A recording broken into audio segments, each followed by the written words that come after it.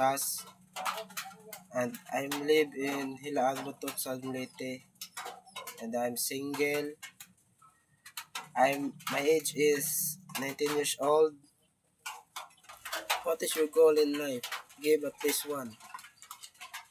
My goal in life is to graduate college and design energy efficient electrical machine system for integrating renewable energy into remote and Philippines community with unreliable powers.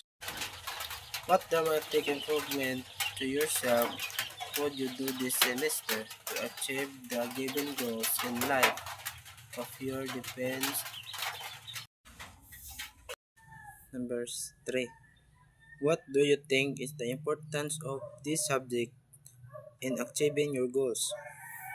So, CWT is vital for achieving any specific goal of building responsible citizen.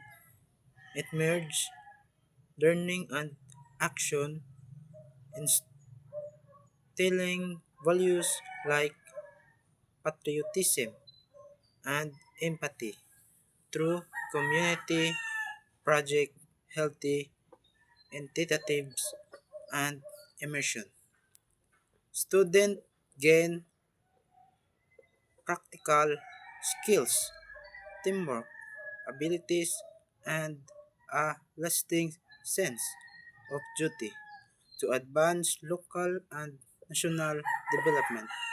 So that's my introduce myself, sir. That's number 3 answer.